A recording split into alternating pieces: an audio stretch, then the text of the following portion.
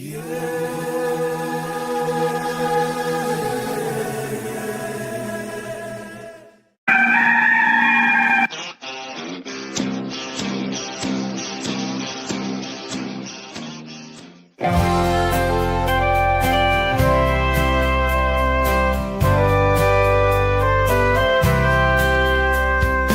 should not have screamed in terror that fine day. Saw that purple wig and did not know what to say. It left me sort of startled and confused. Red lips and white makeup and those big old red shoes. But my daddy tore a knot in me for being so damn rude. He said, son, don't you know that clowns are people too? Clowns are people too. Big red shoes. Clowns are people too. Don't be rude. If you weren't a bit lucky, then this could easily be you. I met your mom when she was up on that old trapeze. What can I say but hey, I had a thing for circus freaks.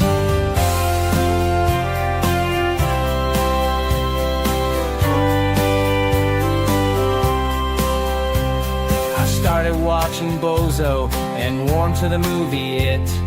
Killer Clowns from Outer Space to me was a big hit. Some people like McDonald's because of Mayor McCheese, but Ronald is my homeboy now, and Krusty and Pinky. Clowns are people too. Big red shoes. Clowns are people too. Don't be rude. If you weren't a bit lucky, then this could easily be you. I met your mom when she was up on that old trapeze. What can I say but hey, I had a thing for circus freaks. Clowns are people too. Clowns are people too. Now I own some tiny horns and got me those red shoes. I don't know much, but know one thing that's true. If you don't know anything, just know that clowns are people too.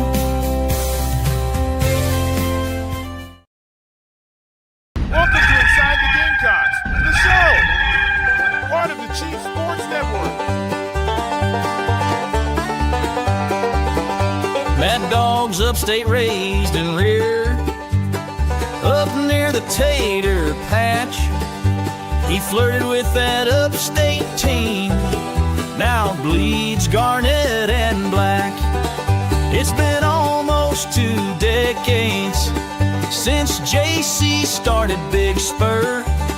He may live outside of Chicago, but he's all Spartanburg. It's the show, the Gamecock Show. ITG, Phil and JC, it's the show.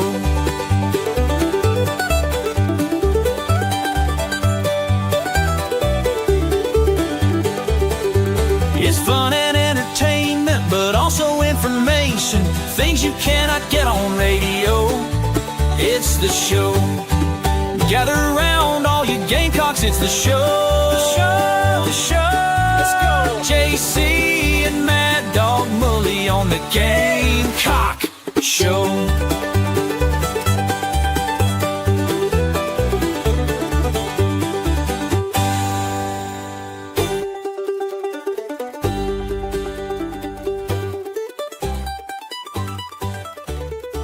Welcome in, everybody, inside the Gamecocks, the show, live on a Friday to close out the week. I am Phil, Mad Dog Mullinax. He is JC Shurburtt, and it is Friday. I love that old, banjo picking music, man. It just gets me in a good old mood, JC. You love it.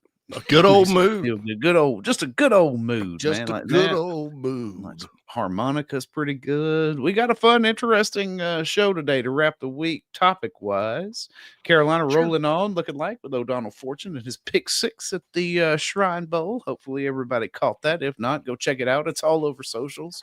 Won the MVP for defense. And there's some unrest on the plains, and I would imagine there might be a little unrest up in Columbus as for that email you sent me. Man, unrest. I unrest, but interesting financial choices are being made, especially when you look at those two athletic programs. I think that, from the Gamecock bubble, we kind of look out a lot and look at those two, and they're like, oh, they can just spend anything they want. They're just showered Yellowwood money. Well, maybe not the case, but O'Donnell Fortune, yeah, I got to give credit to JB. Mm-hmm. And I said this about Marcellus Dial, and I said it the off season between 2022 and 23. Everybody, not everybody, a lot of people were trashing him a little bit. I'm like, well, no, he's actually good. if you remember some like the best game Marcellus played in 2022 was the Clemson game. Played really well, had a pick in that one. They tried to pick on him a little bit. They went 6 for 29. DJ did, and the Gamecocks won the game. But I knew he'd get better. And his body of work in 2023 was good. I know he missed that tackle before somebody says it against Florida that was costly. But for the most part, he shut receivers down and parlayed that into being a 6th-round pick of the New England Patriots. And just like Darius Rush and Cam Smith got better. And then this year it was O'Donnell Fortune's turn. And there were several people just swore to God, I can't believe they're not taking a portal corner. My God in heaven. No. And everybody was worried and concerned. And lo and behold, Carolina had a really good situation at corner. For those that are going to say, well, what about the passing yards they gave up? A lot of man coverage.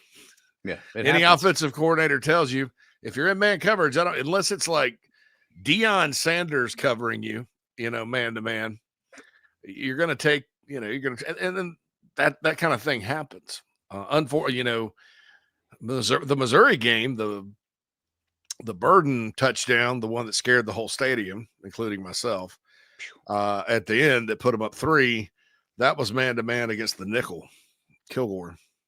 And Jelon had coverage. I mean, it was just a really good throw and a nice concentration by a very talented 1st-round draft pick at wide receiver. A perfect a perfect throw will beat perfect coverage every time, especially in man. So yeah. O'Donnell had a really good year. I felt bad for him because he had essentially 2 pick sixes called back. The first one, obviously, it was in that LSU game. We forget about the first pick 6 that was called back because of the alleged whatever hit. Stephen talked about the pick 6 against Notre Dame in the bowl. Yeah, it's a very famous play in my life because I'd left the building. Elvis had left the building at that point, and I went back in. But if you remember, there was that pick 6 against LSU, and then against A&M. I thought when I saw it live, Phil, he did step out. But if you go back and slow that tape down a lot, it is in question. Yeah, on review, it looks very questionable. Obviously, very questionable. Maybe not enough to overturn. I think that was the issue there. I was like, there's just not enough. Although I distinctly remember being at home saying, I see enough. There's enough there. Yeah, he's not out. Yeah. So that was tough on him, but he everybody loves pick sixes if you're a defensive back, but he certainly played really well. Corner was not an issue this year. And the good news for the Gamecocks, obviously heading forward, is Judge Collier's back, Bakari Swain's back. They have Brandon Cisse out of the portal from NC State that can play corner, and Jalua Solomon redshirted this past year, and he'll be there. And these new guys, Hatfield maybe would be a corner.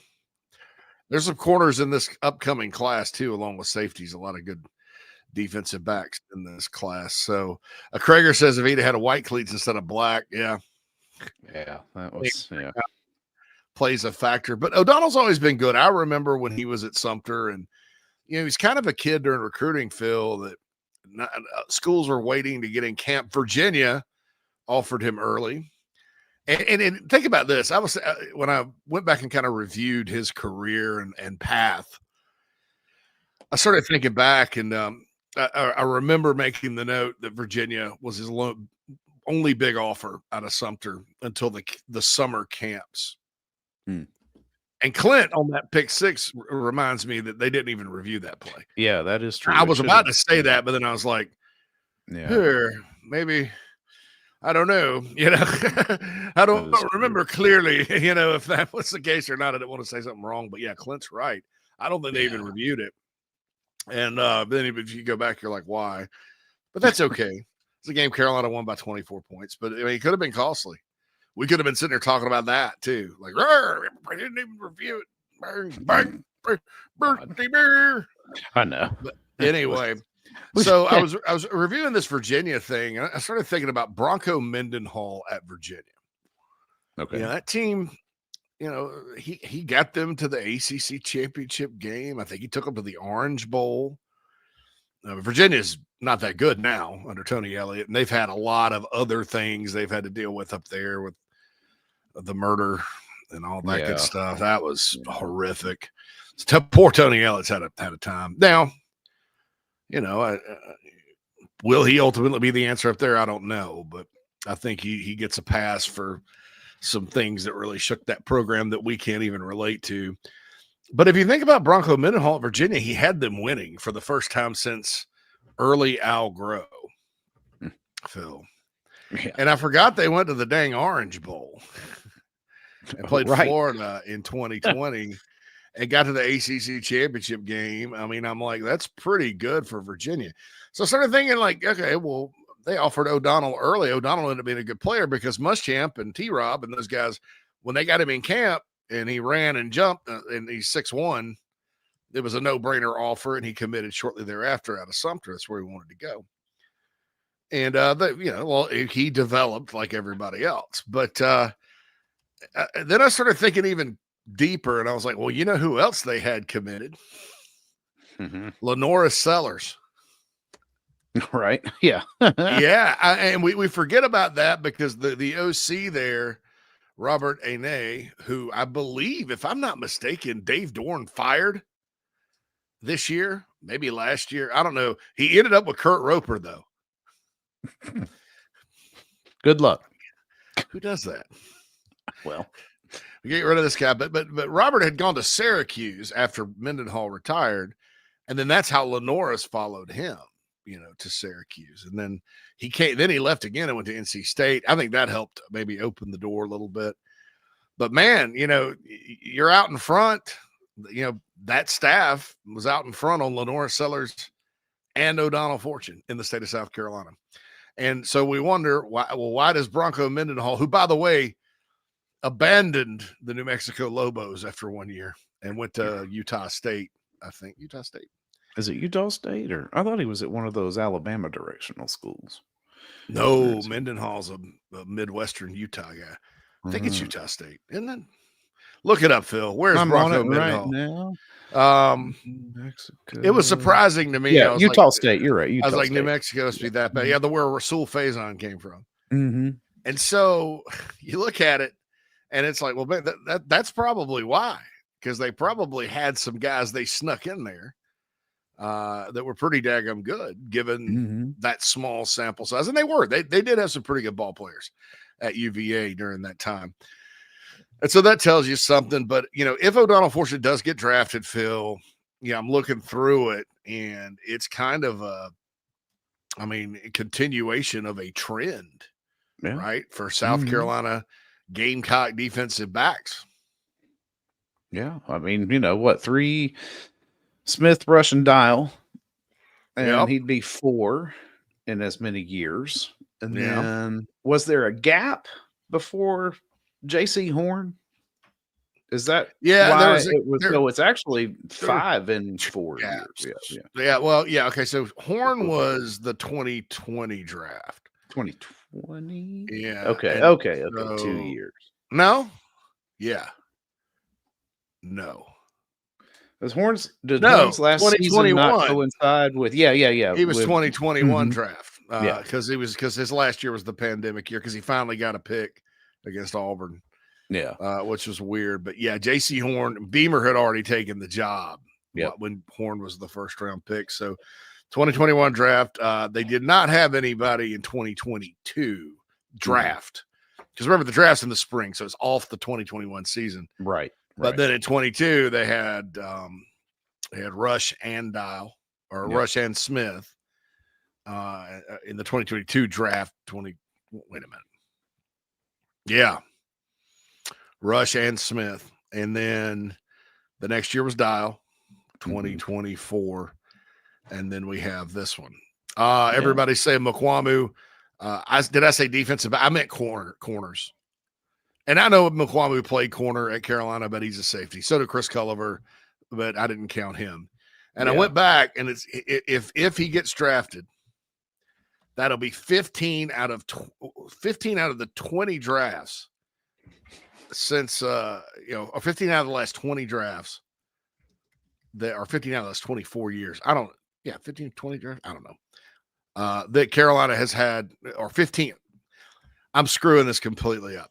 15 corners since 2000 that have been drafted. Yeah. My bad. So like 23 years. So 15 corners. And then that's not counting safeties. Obviously, DJ Swearinger, Chris Culliver, Israel Mukwamu, who people have mentioned, all got drafted. And of those 15, Phil, 9 will have played high school football right there in the state of South Carolina. Nice. And you know how many were rated 5 stars out of high school? 0. Yeah, right. That would be none. No. How about none? None. 0. So, and I like that this is coming back because South Carolina certainly had a great run in the 2000s. Starting with Andre Goodman and Sheldon Brown, who were 2 outstanding evaluations by Brad Scott to bring them to Carolina, and Lou Holtz and John Gudikins turned them into really special corners. And Goodman had a bad injury too during his career. He had to sit out. The pride of Eastside High School, Andre Goodman, home of Hale McGranahan and others. So, there you go there. Sheldon Brown we've had him on. He's told his story, a little player from Louisville, just a great athlete. And some thought he may be a running back. I think he probably would have been pretty good running back, to be honest. Also played baseball. You go on through, they found Dante Robinson in Athens, Georgia. Jonathan Joseph, Fred Bennett got drafted. Stoney Woodson, DeAndre Island. Moving on through, Stephon Gilmore, got drafted. Yeah. He obviously was one of the best corners. He and Jonathan Joseph had great pro careers. So did Robinson. It just goes on and on all the way up through J.C. Horn. And, I think that, Smith being Cam Smith second round was pretty salty, and he's played pretty well. Charles said Gilmore was the highest rated corner the Gamecocks signed. Yep. Yeah. And most projected him as a safety. He was like the Eric Berry mirror deal because both were high school quarterbacks and both you thought you knew, but you didn't. And Eric Berry had hips and coverage ability, but for whatever reason, Tennessee just stuck him at safety and he ended up being one of the best safeties in the country, in America. But he was a safety. We all thought he was a corner. He was number 1 corner in the country. People kind of thought the opposite about Stephon. Ellis Johnson knew a lot better than that. A kid started from the day, if there was a South Carolina football game and he was in the program, he was starting. He was starting. Right. Yeah. And just to show you, man, like in 2010, Carolina, that team that won the SEC East, they had a good defense. I don't think it was their best defense, Phil. There were some teams that gave them trouble, obviously, like Auburn couldn't stop them, but it was a good defense. Don't get me wrong. But Carolina won games that year with Marcus Lattimore and in the passing game and stuff like that with complementary defense and special teams. But I remember the SEC championship game. It looked like Gilmore didn't know what to do in that one. And so following up on that, it ends up being that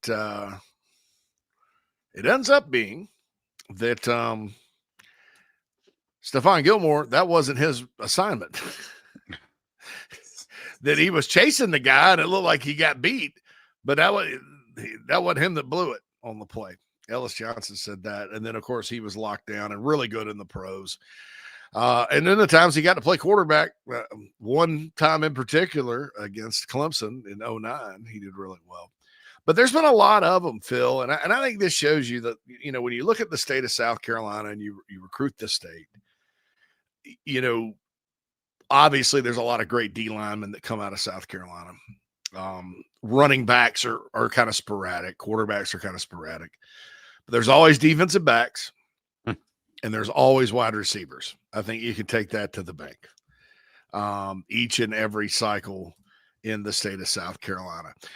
Clint says Collier was ranked higher than Gilmore, although he may have been ranked as a wide receiver. I kind of put him in the safety category because that's kind of what he played at South Carolina. But he was ranked by Rivals as a 5-star. Long story there that I won't bore people with. I'll own it. Everybody has Bossman. Right. But so to me, Culver's kind of a safety. And I put Izzy Mukwamu, though he played corner at Carolina, in the safety category as well. Izzy surprised me. I don't know what. Maybe he was thinking too much when he was at Carolina or, something like that. Right. He had one great game. And it got him. It got him a great career. game. It was a great game. Nobody will ever forget that game. No, but that was what was so maddening about that season, man. Goodness gracious! But, I know. But they had flashes there, but just couldn't make anything of it. When I saw that OD Fortune he won the defensive MVP. He had a pick 6, obviously. I was happy. I was happy for JB. Because we were sitting around in August, who's the player that is going to have a breakout year? JB's like, OD Fortune. And he stuck with it all year, and the guy played it like he when I talk about players making a jump, O'Donnell Fortune made a jump. Yeah. And he was good before, don't get me wrong, but kind of like Dial and Smith and Rush, they all get better and better. That's good. That's called good coaching, and that's called players that are coachable, and that's called having the talent, the baseline talent to get there. What was really impressive to me, Phil, about O'Donnell Fortune this season, though, and really all of the corners, is for years, I was listing all these guys, right? And not Gilmore or anybody, but kind of after Spurrier, pre-Beamer, for whatever reason, South Carolina was just not physical on the perimeter, tackling wise. Yeah. I mean, how many games do you remember during that time? And even early Beamer too, teams would run like a bait. You saw the tall sweep coming. You're like nervous. Yes. Right. Yeah. It's no, don't hit the edge. Don't hit the edge. You got some poor guy like Ernest Jones at times trying to run the dude down, Right. I know. And the corners are just bad. I mean, they throw a slip screen, they get off tackles. This year, none of that. No, none of that. Teams tried it from time to time and got blown to the moon. Yeah. Defensively, this past season's team was one of the more fundamentally sound ones we've seen in recent memory. And what do you know? It paid off. You could never, ever play too physical in football. No. You can play stupid physical, like out of control, and get penalties and things like that, but you can't play too physical within the confines of the game. And if you noticed, eventually this season, Phil, teams kind of quit trying to do, Clemson would go quick and but it was deeper than, it wasn't just, some teams just snap the ball, throw it over there in previous years. And somebody's getting blocked. Somebody's going to miss a tackle. That's 15 yards. That's probably going to happen against the Gamecocks, but not this year, man. And nope. Teams would get blown up and they'd be like, well, we're not trying that again. This guy's going to O'Donnell Fortune's going to kill somebody, and Judge Collier will too. And they were good in run support too. I just thought, that position is was really in good shape this year. And that was a concern, if you remember, Phil, all off season. You look through the defense, you're like, hang on, a lot of people back. They brought in a lot of good players. Well, where's the concern? Well, it's probably corner because Dial's gone. Again, some folks that wanted them to get a corner out of the portal. I mean, they weren't wrong, but you had portal acquisitions at every other spot, plus Dylan Stewart coming in. And so sometimes it goes to show you that sometimes the people you have coming back are better than anybody you could have gotten because they get better.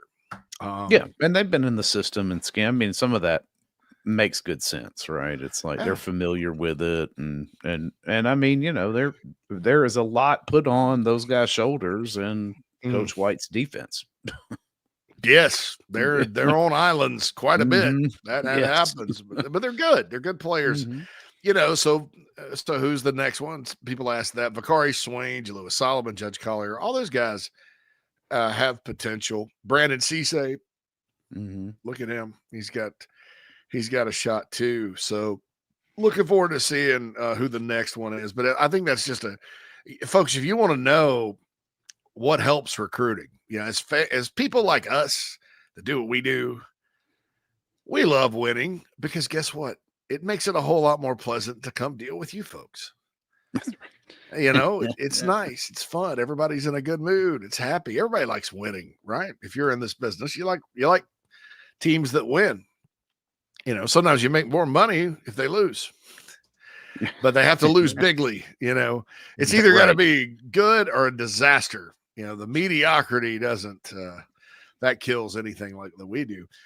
And so it's great to win. Players love to win, and fans love to win and all that. Recruits, I think having some winning is good. I think it's tough when you're losing to get recruits in general. However, one thing that, you know, and when we think about winning and recruiting, we always think about the Ohio States of the world or Alabama's or whoever. Well, they win big, and that's why they get okay. You're right. Right. Yeah. But you don't have to win all that big if you're putting a bunch of guys in the league. Right. Now you can't be a one-hit wonder. I mean, NC State, speaking of Dave Dorn, that 2017 team, Phil, that Carolina beat in Charlotte and that lost to Wake Forest in that season. Yes, right. Yes. I think they went 8-4. That team at NC State, I think, put 10 guys. Check that for me. Yeah. 2017 NC State Wolfpack NFL draft. You could be like Jamie from Joe Rogan. Jamie, pull up. Yeah. Jamie, pull that up, the NFL draft. But no, I think they had 10 guys drafted. Brandon Chubb, that bunch. I think most of them were on defense. 8-4, lost to Wake. 2017. Oh, that'd be the 2018 draft. 2018 draft. Yeah. 2017 team. Seriously. I mean, yeah, Bradley Chubb, B.J. Hill, Justin Jones, Naheem Hines, Contavious Street, Will Richardson, Jalen Samuels. They put 1, 2, 3, 4, 5, 6, 7 guys in the draft. 7. Okay, my bad. I thought it was double digits. South Carolina could get to double digits this year, but which would be unprecedented, right? I mean, that's One of the reasons, and I was reading in the Athletic earlier, maybe over the weekend. So I don't know why we have to do this, and I'll continue this on the other side of the break because I know it's coming up. Why do we have to have an autopsy? Because Georgia went 10-3 and won the damn SEC championship, and Alabama went 9-4 during a coaching transition. Why does there have to be all these autopsies? What's wrong with Georgia and Alabama? Yeah. What's wrong? Is it NIL? Is it recruiting? Why is this the hey, I think Kirby Smart did one of his best coaching jobs this year. When you look at what they had to, the adversity they had to face on the field, adversity on the field, but no, all these injuries, they were injured from start to finish. All these injuries, didn't have a running back because ETN was in and out of the lineup hurt all year. Ended up losing their quarterback before they lost him. He quite frankly sucked a lot of the time this year. I don't know if all the money they paid him to come back was in his head or not. Maybe that's a case study. Who knows? but he struggled. Their receiving core was supposed to be a strength of the team. All of them got a bad case of the drops. Plus, you had some people with criminal charges in there that got cut off. You know, one guy got probation, Colby Young, but Ra Thomas, an insane person, you know, who was very talented. He's supposed to know wasn't there. They lost Brock Bowers, the tight end, and then defensively, you know, they weren't as deep because you look at their outbound portal people, and they lost a lot of guys that you thought, you know, well, they'll step up or whatever. 30-something players. Yeah, I don't care how well you recruit on signing day. If half of them are leaving over time before they play all that much, it's probably not going to be as good as when you ran through college football for 3 years. Yet, Georgia had a bad half at Alabama for one of their losses. The other loss, Ole Miss was better. On that day, and maybe a lot of other days, Ole Miss was a better football team, right? I know they lost to Florida and Kentucky. But guess who else struggled with Florida and Kentucky? Georgia. Okay. So Georgia beats the mighty Texas Longhorns, who everybody thinks is going to win the national championship next year, twice. They go out there and beat the crap out of them, physically beat the crap out of them. And then in Atlanta, beaten and bruised and outnumbered and without their quarterback, and found a damn way to win that game and win the SEC. Nothing's wrong with Georgia. It was just one of those years, man. In fact, I think Kirby's a better coach now than he was in 2017 when he had Nick Chubb and Sony Michel and a loaded football team that fell a little short on the Tua pass. Mm-hmm. So, man, I don't know what's wrong with Georgia and Alabama. They just lost the greatest coach in the history of the game. That matters. That matters. And Kalen DeBoer's, I mean, I'm like, so they did this autopsy and talked a lot about NIL. So I want to kind of package that here in with topic. I guess our next topic is finances in college sports in general, right? Without being specific, that's the next topic. Yeah, essentially. Yeah. We'll talk money here for a little bit. Yeah, I've got to talk some money. Brent from the Nana Sports chat box, by the way, welcome all our club chief members and chat box participation. And Brent knows what he's talking about here because I've heard the same thing. Mm-hmm. I've heard the Bama linebacker transfer Justin Okoronkwo is a stud. Okoronkwo, heck of a portal grab for our defense. Yeah, I'm to the point now, Brent, that I'm probably projecting him to be the starter with Fred Johnson, beside Fred Johnson. Now watch them decide, well, no, they play the same position. Oh, right. I know. Drive me crazy. But no, I actually, if you had to tell me, if you had to say who are going to start, I think Justin, and I think he would have, from talking to my Alabama folks, it wasn't out of the question that he was going to start at Alabama. I mean, he played more and more and more. They were excited about him. They didn't want him to go. He was a Saban recruit, though, and gave the new staff a shot. And then, I'll tell you this one more thing about Justin. South Carolina's coaching staff thinks he is like a godsend, like a gift. And Hale was right. They really weren't going to take another linebacker. But this guy, kind of like I'm too fat to fly. He's too good not to take. Too good not to bring in. Yeah, that's right. Yeah, too good not to bring in. He's got a great NFL name too, man, because you see all those crazy NFL names. It's like Okoronkwo. It's like I could see it on the back of a jersey now. And he speaks fluent German, which is an interesting language. If you can take something that sounds beautiful in English, French, Italian, whatever, and say it in German, and it sounds like you're talking about taking a crap. Yeah. Scheißen die Halle with the hand of a kind. Scheißen, wagon, what about you? So anyway, all right, we gotta kind of get a break in here. Yeah, Inside the Gamecocks show. Happy Friday, everyone! Inside the Gamecocks show is sponsored by Gamecock Traditions. Gonna remind you again, if you're in Columbia this weekend for some reason, or live in Columbia and head out for a honeydew list, why don't you say, honeydew, why don't we stop by Gamecock Traditions, since I'm helping you with all this crap you're loading up on me from Home Depot and the Fresh Market and Bed Bath and Beyond. I don't know if we'll have the time. If we'll have the time. Why don't you take me by here? Let me treat myself to one of the really cool Gamecock baseball pullovers that I saw on the internet. That's what I'd be doing if there's a Gamecock Traditions where I live in the middle of Honeydew Day. And that's what Saturdays are outside of, I guess during baseball season, I kind of get back in the groove. Basketball is 50-50, but non-football Saturdays, they say Saturdays are for the boys and during football. Every other Saturday is for the wives. Yeah, you get 15 of them, and then they get the rest. Other 37. It is so sad. But Brent, to back you up, you're absolutely correct. I'm probably going to start projecting him as a starter. Hopefully, I'm not wrong because he's not only a freak, but athletically, like Craig rightfully pointed out, he got a lot better as a football player too. So he's not some raw guy. I mean, he started playing. Got experience in the SEC, and that kind of, when you're talking about replacing Demetrius Knight Jr. or a guy like that, give me a guy like this. All right, again, Gamecock Tradition sponsors Inside the Gamecocks. The show will roll on after these messages. Happy Friday, everybody. The Aventon Adventure 2 takes the same basic design as the original Aventon Adventure, making it an adventure bike designed to take you places that typical roads just don't reach, allowing you to ride whatever terrain you want based on your whims of the day.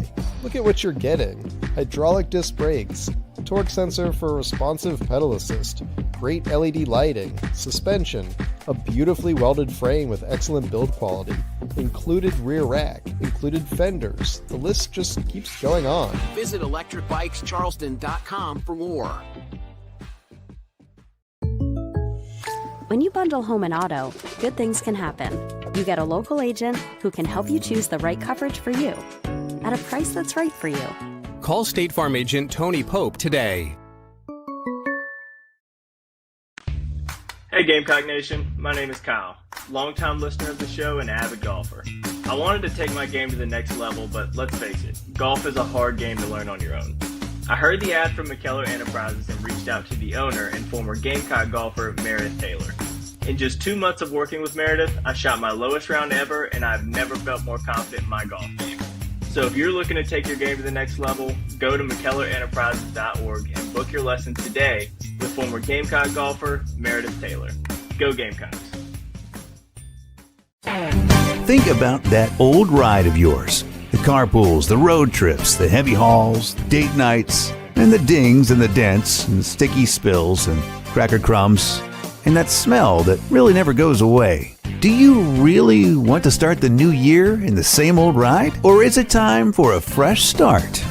Now's the time for incredible New Year's savings at Love Chevrolet on the entire lineup of award-winning vehicles. Love has more new Chevys on the lot than any other dealer in the Midlands, in the color, style, features you've been looking for. With New Year's savings and Love's famous low price guarantee, your new ride in 25 will be invigorating, exhilarating, and affordable too.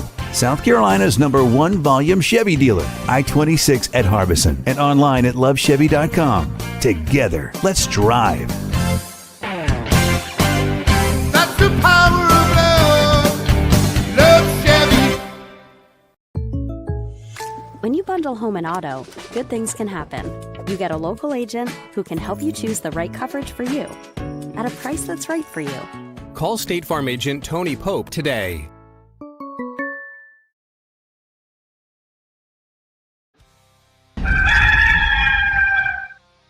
Welcome back, everybody, inside the Gamecocks, the show. Mad Dog and JC in here with you on a Friday. Who's ready to talk some finances? You're like NPR. Today, I'm joined by Ed Curry from the Winthrop Group. He's going to talk today about how to balance your checkbook. Hi, Ed. How are you? Welcome into NPR. Oh, I'm good, Martha. It's just good to be here today. Anyway, rock and roll, hoochie coo, everybody. It's Friday. JC Shurburtt along with Phil Mullinax, the Mad Dog on Inside the Gamecocks show. I noticed Jamie Bradford, because our show, we have some live tweets on at the Big Spur 24/7. Follow it on X, follow at Gamecock Show on X. I noticed Bradford retweets the O'Donnell Fortune stuff. Oh yeah. Oh, listen. That's one thing I love about JB. He is never afraid. That Never clout, afraid man. to be right. Fearless. But anyway, wanted to welcome everybody before we get started on that money topic. Money. Welcome everybody in. Fredericks is in at 10:55. Yeah, what? Yeah, I can't believe 11:55. My bad. 10:55. Craig beat Frederick by seconds. It was the same morning time show? in the morning show. I couldn't believe it. I almost felt bad for Frederick. Well, he rolled a good afternoon in there. Steven was only 4 minutes behind him. And then says, for the scroll, we could add Friends Are Forever. Friends Are Friends Forever. By Michael W. Smith. By Mike, yes. I told my wife, I mentioned that I'd gone to the concert. The Michael W. Smith. Yes. She's like, dude. She's like, you're a clown. Matt's in the chat box. Know your prolific music history, right? Yes, she does. Lance Player, Latte Lance, in on a Friday. I bet he's killing a few. What up, killers? Craig's like morning clowns. And then Craig has a good point. Vakari Swain's going to be that next guy. And really want to see Jalewis Solomon this year, too. Could be Judge Collier.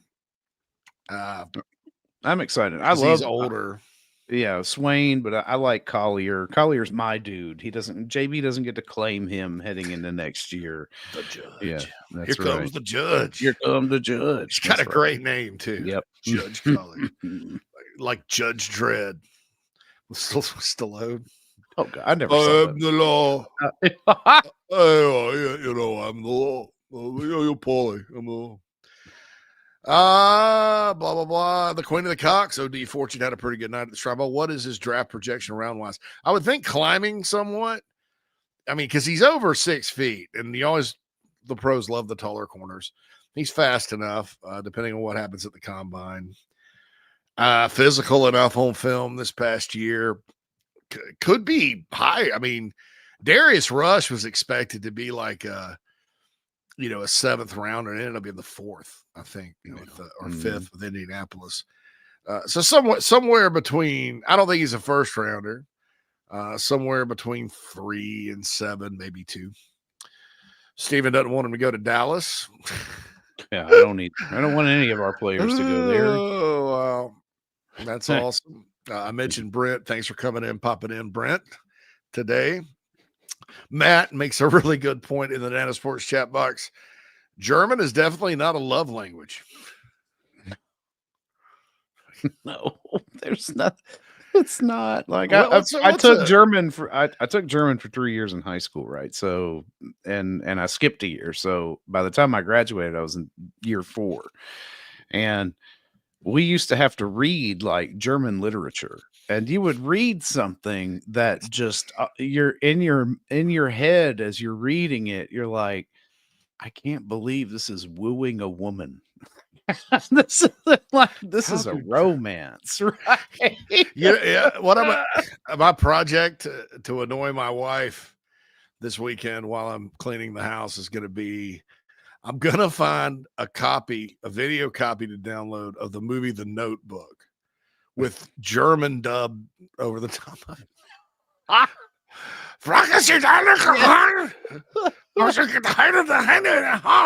Ryan Gosling. How do you say in German, you wrote me? Let me. That's the only quote I remember from that movie. You wrote me. You wrote me? Yes. Yeah. The German edition of The Notebook is off the chain. Oh my goodness. Oh my goodness. Elder says he had a German girlfriend and went with her to visit family in Hamburg. The German accent is not like what you hear on the movies. Believe it or not, they don't scream constantly. Yeah, it's Spartanburg screaming. Yeah. No. It just sounds like dirty. I don't know. It's more guttural, so it doesn't sound as nice as like the little, as the Latin languages, I guess. I think some of it too. Like there's different parts of Germany. Germany hasn't really even been a country for that long by comparison. I think 1700s is when all it's like Saxony and it was a loose Prussia, collection of little kingdoms, right? Yeah. Yeah. Mhm. It's kind of like Yugoslavia had Yugoslavia worked out. Yeah, right. And I'm assuming everybody thinks Germany worked out. It's like Norm Macdonald said, the country that scares me the most is the country of Germany, because they went to war back in 100 years ago. Guess who they went to war against? The world. The world. Yeah. Then they went to war again, and guess who they fought that time? Hmm. The world. And he's like, and guess what? They could have won. So, but I guess, here's how you say you wrote me. Du hast mir geschrieben. Du hast mir geschrieben. Well, and Elder points out the llama. By the way, we appreciate you being here, llama. Bavarian German is different. Bavaria is different. Yes. A friend of mine actually texted me out of the blue one day. It's like, hey, I'm in Bavaria with my wife. I'm like, awesome. It's somebody I know through football. And I was like, that is an amazing trip. He's like, you wouldn't believe it. And so, that's different than like Berlin, I would guess, is in Prussia, that part. And then there's different parts of Germany, I guess, and it's kind of distinct. It's not just all one. Like with the Lederhosen and the pretzel, the beer and the bratwurst. That's Bavaria. Yeah. It's like the South in the United States. That's right. Very distinct. So I appreciate the insight, though, Elder. I'm not planning on going to Germany anytime soon, but maybe one day. He had a German girlfriend, and we had some neighbors in Spartanburg. I'll wrap this up. that were German, and when they talk fast, but it goes a little smoother, and they do talk fast, Oh, yeah. But when they're yelling and going slower and it's more dramatic, it's a dirty language. And then the accent when you're talking about, because as a language, it's closer to English than it is to like French or Italian, the Romantic languages, right? Oh yeah. English and German are so when they talk in English, it does not really sound like that almost got into Japanese. I got to stop. That's all right. I'm not allowed to do Asian voices. My Anyway, German teacher was Berlin. She was from Berlin. Berlin. It was completely different than that's like Saturday Night Live, like Sprockets. Yeah, right. Now, would you like to touch my monkey? Yeah. Would you like to touch? His name is Klaus. Would you like? English is a Germanic language, he said. It is. Hell, the royal family in England right now, they are German. Did you guys know that? That's right. The House of Windsor or whatever is German. Mm-hmm. German and obviously same family. Yeah, same family. Look at Prince. Look at those ears on Prince Charles. God. Nevertheless, anywho, so Auburn, guys, we know Auburn basketball is rolling right now, number 1 in the country. And I thought this was interesting because I think in a different time, we'd probably think this is bizarre. Mm-hmm. Why? Things are rolling. That's usually when you do things like, Bruce Pearl's killing it. Let's build him a practice facility, right? Because the problem they have at their arena down there is it only seats 9,000. It's small. Now that works. And if Carolina built a smaller arena, say up near the Rice building, parking would suck at that point. Could we blow up Bates' house and make a basketball parking lot? I'm just kidding. Gosh, no. I don't know. Don't want to blow up Bates' house just yet. Or is it still? It may not even still be open. I don't know. I'm talking out my butt now. But if they build a small arena in South Carolina for both programs and a nice practice, I would be happy. I mean, it's fine. I'm not. But Auburn has gymnastics, which is important at the schools in the SEC that have gymnastics. I don't know if you've ever seen it on the SEC network. They get good crowds and stuff like that. And they all kind of have to practice, and it's a scheduling problem. It's just not ideal like some other schools have it. And so they kind of have to go back. So they approved a new practice facility for men's and women's basketball for Bruce Pearl because he's doing well. The board of trustees will sign off on it and all that. Meanwhile, Auburn spent $26 million on a scoreboard for their football stadium. Jordan Hare trying to be the biggest scoreboard in the world, you know. The world in the world. I think it may be. Yeah, but they spent maybe. 26 large on that one, right, Phil? And so then all this revenue sharing and NIL starts coming. And so the Philip Marshall and our very fine Auburn site, Auburn Undercover, reports yesterday the Board of Trustees is going to nix the practice facility. That would have been around, you know, most, if you asked a good one's probably about 20 million, maybe 30 with construction costs these days. And they're just going to spend $9 million to spruce up the cramped space they have. Hold on. Yeah. You know, I mean, who knows? I'm sure. Well, I have no idea what a new facility would cost relative to, you know, what it was the Board of Trustees agreed to do. They didn't have a number they signed. He didn't have a number inside the. Yeah. I mean, but the $26 million video board is great. And they spent 12 video for football. War Eagle. And we wonder why they have, you know, until Bruce Pearl got there, they've never been good at, for the most part, in basketball. Sonny Smith had some good teams. Of course, Charles Barkley played at Auburn. Cliff Ellis. And I might be jumping the gun here, but do you think this is kind of a symptom of having that $20 million, you know, rev share coming down the pike here? Is like, woo, in a way, we're not made of infinite money. In a way. And then you look at Ohio State, one of the largest and highest revenue producing athletic programs, highest revenue producing football programs too in the country. And so I guess the news broke last week. For some reason, they've lost their athletics department is $38 million in the hole, Phil. Jeez. 38, and it's Ohio State. Now, people out there are going to think immediately, well, they spent $20 million on football, and that's why. And you got to understand that money can't come out of that pot right now because that could get them in serious trouble. Now, did they maybe, divert some funds somewhere? We don't know. I mean, it's a public school. It's kind of hard to do that. But Ross Bjork, the athletic director there, cited ticket sales was like a 20 million less than it was in previous years. Even with Michigan, they had two pretty big games at home in Michigan and Indiana. The rest of their schedule kind of sucks, but they only had 6 home games. So did they play any neutral sites in the regular season? No, I don't think so either. So I mean, they didn't. It was weird. They didn't really have a home game for like a long time. I mean, they were at Penn State, at Oregon. I know they played at Michigan State. Did they play at Purdue? Oh, they didn't have another West Coast team besides Oregon. So yeah, I mean that for a program like that to be in the red, that's one of the biggest money making athletic departments in the country. I mean, I was like, wow, this is kind of crazy.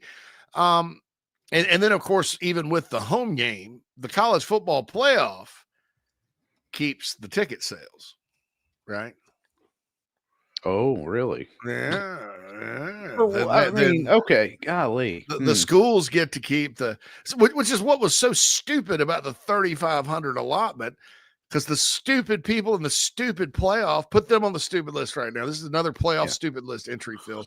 The ticket allotment for visiting teams. Listen, man. I understand SMU and Penn State, 3,500. But honestly, even though Penn State had trouble selling all their tickets, honestly, the number needs to be about 10,000 because Tennessee and Ohio State, that's not that far of a trip for most Vol fans. It's a couple states up. They brought 10,000 anyway, of course, but you're making those fans pay through the nose. And the problem with that, and where it's going to blow up on them, Phil, is you're going to have situations like that if they keep. I mean, just make it like a visiting crowd in the 90s.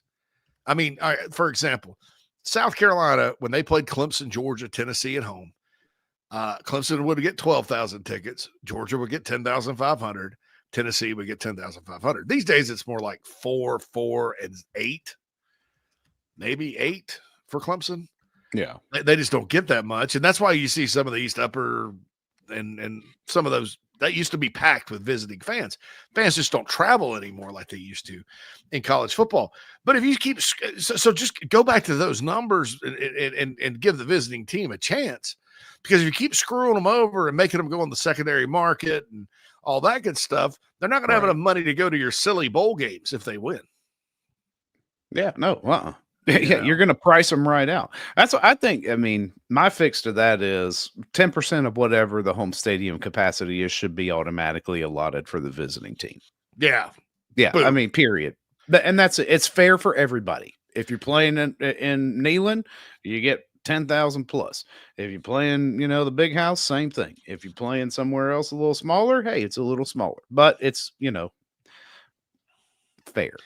And what they're probably thinking is, well, what if we had so let's say UNLV had gone undefeated and they got it instead of Boise State. Okay.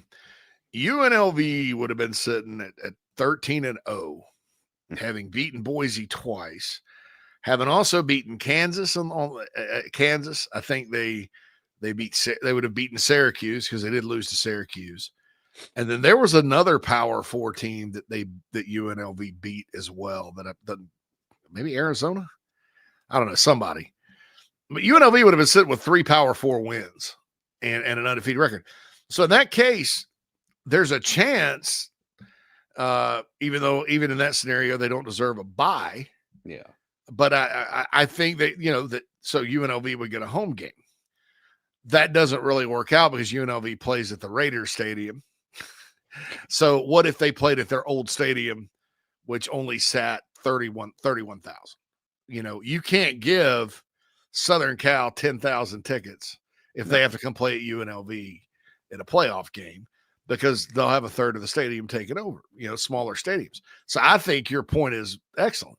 If your stadium only seats 35,000, 3,500 is appropriate, not 100,000 seats at Texas and Ohio State. No. That said, I don't know of a single Tennessee fan that wanted to go to that game that didn't get tickets. I don't know of a single Clemson fan that wanted to go to Austin that didn't get tickets. I'm sure all 12 SMU fans that exist on this earth got tickets to Penn State. Well, here's the thing. And Indiana had a big crowd too. You host one of those games. I mean, we saw what happened at Texas. That game was sold out, packed crowd, right? And it wasn't $3 tickets to get in or whatever. The more times that those games are hosted down in this region of the country, the more that's going to be an issue. Yeah. Like your get-in price is going to, imagine if you will, South Carolina hosting an opening round playoff game. That ticket's going to be, the secondary market on that is going to look like, conference championship secondary market, because there's a finite number of seats in the stadium. And, it's going to be a tough get in, but it will be, and probably because it's not going to be 20 freaking degrees at kickoff. That's the other draw to it, is that you're not going to suffer in the stands at Williams-Brice even in December. It'll be chilly and maybe a little uncomfortable, but you'll be able to overcome that very well. Nah, I'll be fine. It's 40 degrees today, and wore a short sleeve shirt outside, Phil. We hit 70 yesterday. I heard. It's warmer up here too. I mean, all the snow's melted. And then I'll put this to you too. What if they played Georgia in the first round at Williams-Brice? Right. Yeah. I mean, you got a bunch of dogs coming over the Savannah River like General Sherman. Mm-hmm. I mean, they're going to invade Columbia. I mean, Georgia, Florida, Tennessee, Clemson, any of those SEC schools, and there will be a conference on conference matchup at some point. I think especially with if you didn't play them, like this year, Carolina didn't play Georgia, especially if you didn't play them. But that's interesting. So my question is, with this, all the financial stuff, maybe it's not that bad at South Carolina. I mean, we talked about NIL yesterday, Phil, because I see a lot of stuff out there from folks just speculating out the wazoo about the situations and more money, this, more money, that. And I do think in basketball there needs to be more, and they got to come up with a plan. And I don't think it's unlimited. Right. And every situation is different. They didn't lose a single football player this year that was in the program that they wanted to keep. The players they didn't pay in the portal said they weren't going to pay. It's not because they couldn't have really ballooned it out and scraped together the cash to do it. It's because they weren't worth it, but that's football. Basketball is a different animal. And so we're all sitting here talking about, how do you get basketball, probably, if you're ranking popularity of sports at Carolina, it's probably fourth as far as, interest and just that program. It's not fourth on my list. I love men's basketball. And I know a lot of people love the sport. It's just the program hasn't been up a lot. Yeah.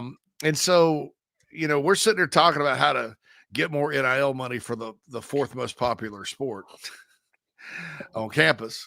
I know. Yeah, maybe we don't have it quite so bad. And I'm looking and I'm like, dude, could you imagine the reaction if Ray Tanner, if Jeremiah Donate came out and said, now look, the numbers aren't out, but I seriously doubt Carolina's $38 million in the hole. No. I mean, could you imagine the reaction? That Ray Tanner has run the athletic department at South Carolina.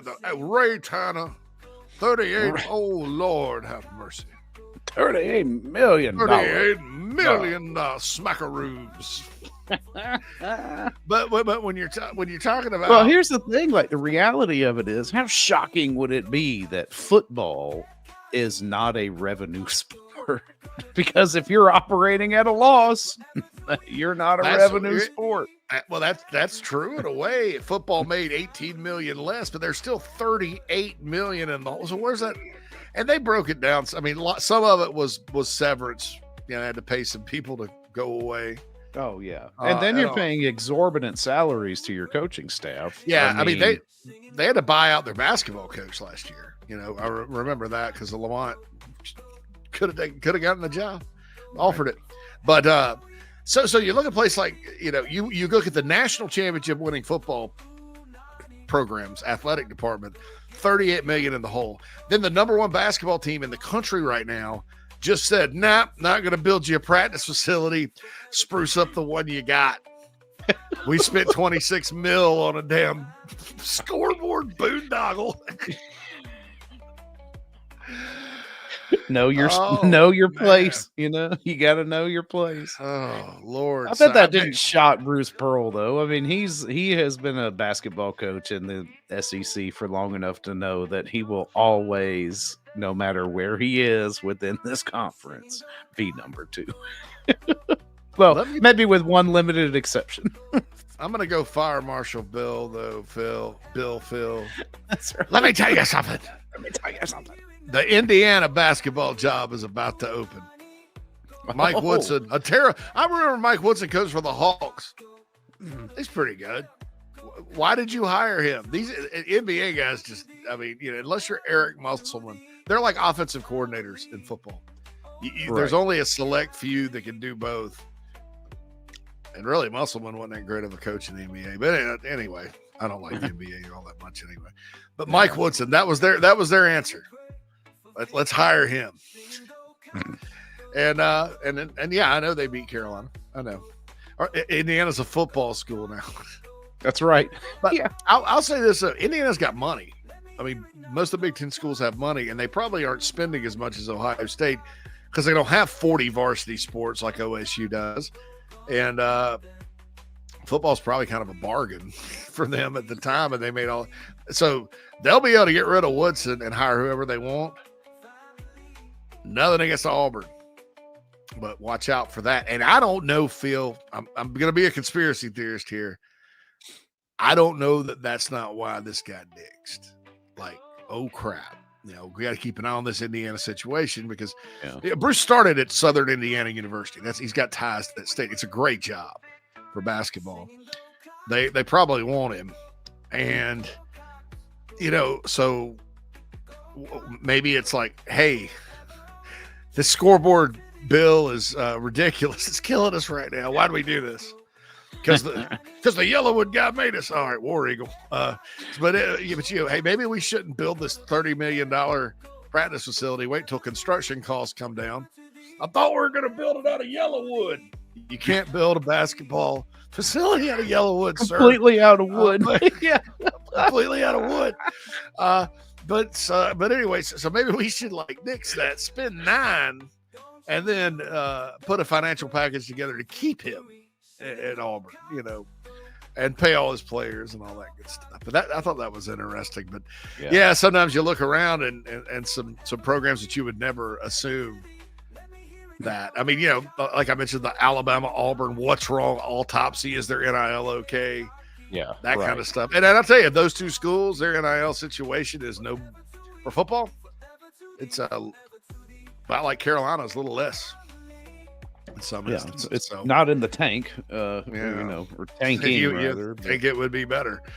Yeah. Anyway, Inside the Gamecocks show. We're at the top of the hour, actually 5 minutes past, but that's okay because we're not on a really set schedule here. Want to remind everybody that we are sponsored by McKellar Enterprises because we don't have very many guests. In fact, since we started doing this again, I think we've had one, Joe. We only had Joe. We did try to get a couple others. They'll be down the line. Maybe I may pull the invite. Oh, okay. Pull the invitation. If you're not going to come on with us anyway. I'm kidding, but but no, we want to thank Meredith for all she does. She's the sponsor of the McKellar Enterprises guest line on Inside the Gamecocks, the morning show, and this show. If you need golf lessons, golf season's coming up soon in South Carolina. There's so many testimonials of people that have gotten help from Meredith. Go to McKellarEnterprises.org.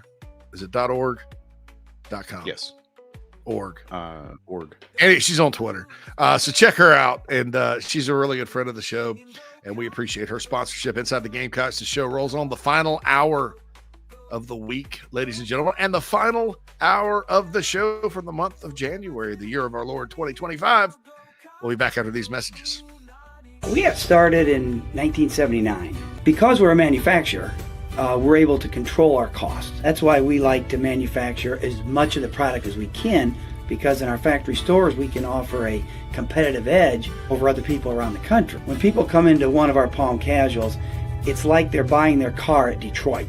They're going right to the factory and buying their car. 30-day money-back guarantee. That's a big deal with us. I mean, we give 30 days to do anything. I mean, return it, change it, get a different color, get your money back. When you pull into a store and it says Palm Casual, you know you're at a factory store.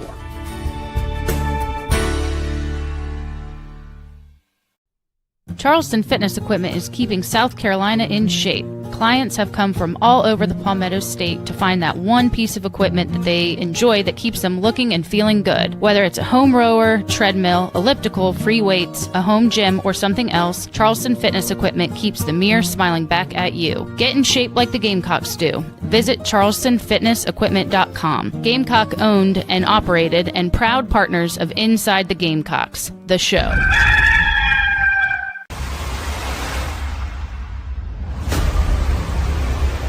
What Right to Bear is we're an association of members across the entire country, and what we offer is we offer legal defense in the event of a self-defense case. Nice. So it's not insurance. So we offer an attorney in the event that one of our members might have some type of an accident. ProtectWithBear.com. We've got all of our social media accounts on the bottom of our website. We've got blogs, articles, detailed description of all of the coverages in depth, and we'd love to have you come check us out and ultimately get the protection you need.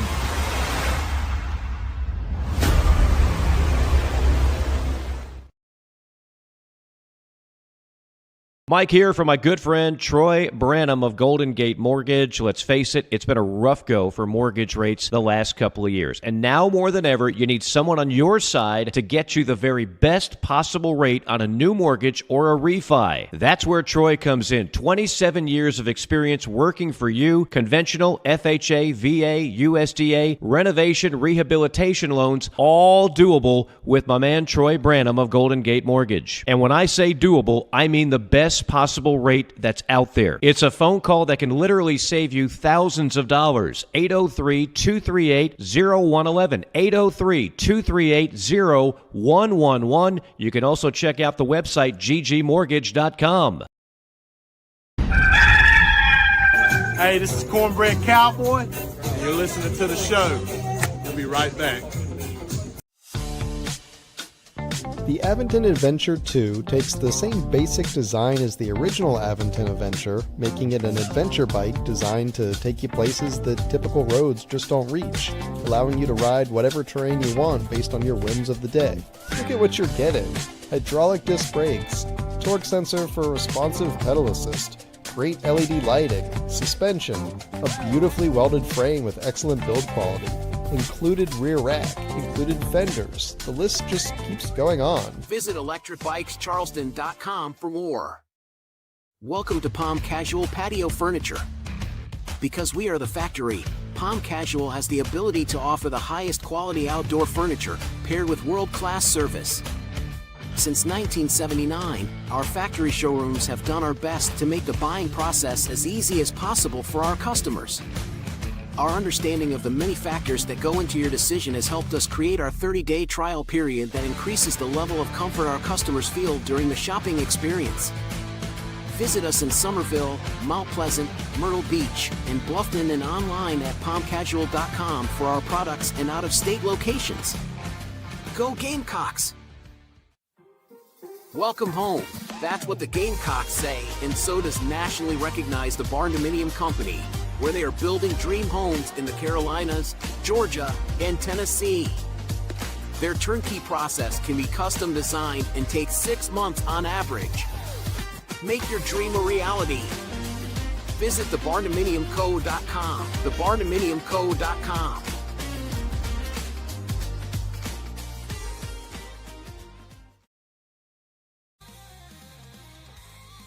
Welcome back, everybody, inside the Gamecocks, the show. Final hour of the show for the week, for the month, for today, forever. No, totally kidding about that. We are going to rock this thing out on and on and on. Where do we want to take this now, JC? I was sitting here. I don't know. My daughter is at home. And which one? The eldest, yeah. She's not been doing well. That's right. Feeling better today. Yeah. Listen, I don't.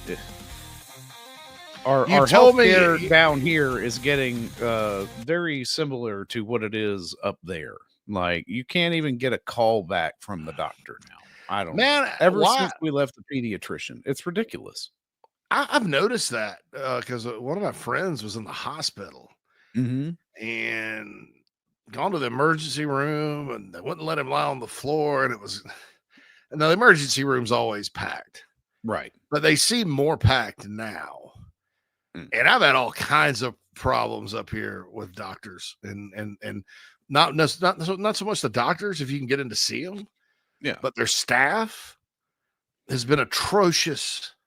It's crazy. Like down here, ever since, and I don't know, it could, I say ever since the pandemic, maybe they are just coincidental and not, correlated, but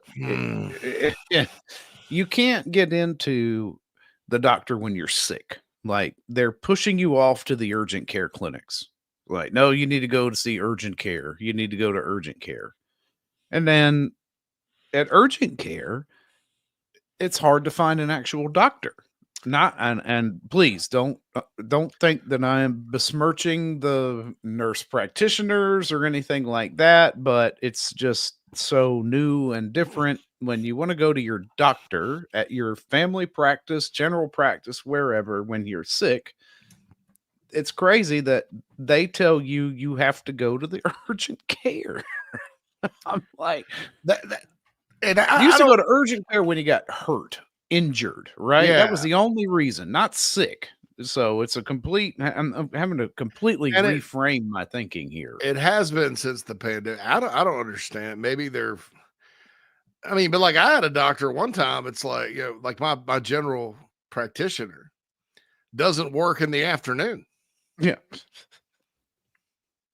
It's off at noon How every day. convenient. Yeah, that's right. The surgeon I had, I tried to schedule it, and I said that he was like, well, he only works between 9 and 11 a.m. Monday through Wednesday, so you have to hit that. I'm like, what?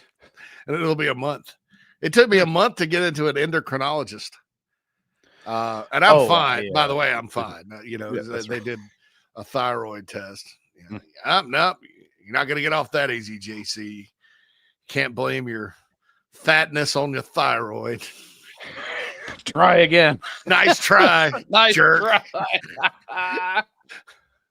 But that was the other thing. Like my wife tried to call and make an appointment with her doctor, and they didn't call her back.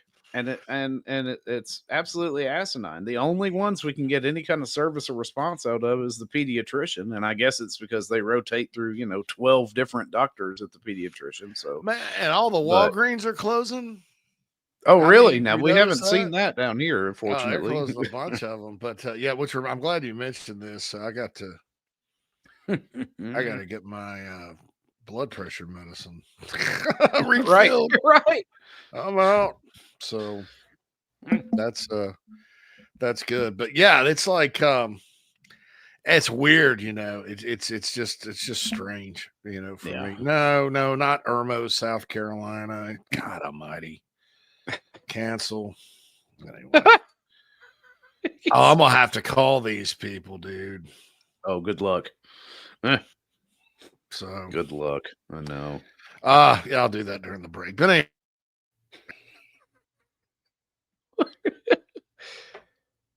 Did we just lose you? We lost your audio. Yep, there goes JC. He's gone. He'll be back. Don't worry. I don't know. We got we got about 5 or 6 things we haven't talked about. We kind of touched on one a little bit on the morning show with the news of Illinois' basketball team falling last night. Yeah. Yeah. So we were like, are you now, where Illinois was probably neutral to you as a South Carolina fan, or maybe you even liked, old BD Belima. Are you just now like, who gives a crap about Illinois athletics? Like, you don't like them anymore? I mean, they're not a rival or anything. We're just like, whatever. They all are an orange team, I mean. True. Mm-hmm. All right, so I got 2 things to say about BD Belima. I've always kind of known him to be a little bit of a smart aleck, and I've known he's pissed people off. Yeah. Because for a few years ago, Texas Tech beat Arkansas, and they asked Kingsbury about him or about the game. And he's like, well, he said he's going to do this, said he's going to do that, but he got his ass beat by this team, and he got his ass beat by us, didn't he? Like, just went off on him. Like there was something there with Belima. So I don't know. I've never had a big problem with him. In fact, I admire the guy a little bit, but he did act like kind of he's not letting the South Carolina thing go. And I'll say this, I've never seen this is good news for the Gamecocks, right? Sometimes there's a silver lining. I have never seen a program in college football that's not named the Citadel. And I'm not trying to bring up bad memories here. Right. Get so much mileage out of beating South Carolina. Not UConn, not South Florida, not Miami, Ohio back in the day, not Furman when they beat the Gamecocks, not Pacific when they beat the Gamecocks in the 80s. And those are smaller programs. I've never seen a major program act like they've arrived on the scene because they beat South Carolina by 4 points in a major upset. That all the ingredients of that upset, i.e., the favorite goes inside the 20-yard line how many times, it comes away with 3 points. Right. Yeah. I have never seen a program get that much mileage out of beating the Gamecocks. because it's all over the place, man. They got pictures with the Citrus Bowl trophy. And No, I know. It was like when JB brought it all up this that. morning, and I was like, I mean, it says a lot about Illinois, but I think it says even more about South Carolina.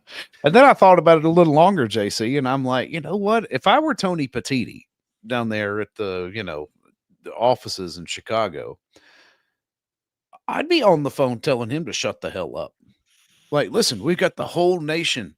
The national media is behind us, supporting our push to be the number one conference in the Big Ten. And you're going around here flaunting a win against South Carolina like it was you just won the national championship. Like, dude, you need to shut the hell up. This does not support the fact that we have been number one. We're the new number one. Quiet, clown. Quiet. Well, down. I mean, I don't think Tony Petitti is going to be mad about that so much as like what he said to Jim Harbaugh. Right. And then there's that. And then there's the Then Harbaugh there's comments. that. That guy was like, wow. Belima was like, why did you leave anyway? Why did you leave Michigan, Jim? Who knows? Because he retweeted all this stuff about Michigan cheating. Cheating, right? Yeah. And he goes, I hate that I can't face you, but I'll see you again. I'm like, holy cow, dude. Hell. Jim Harbaugh's probably like, man, this guy's wild, man. Yeah, right.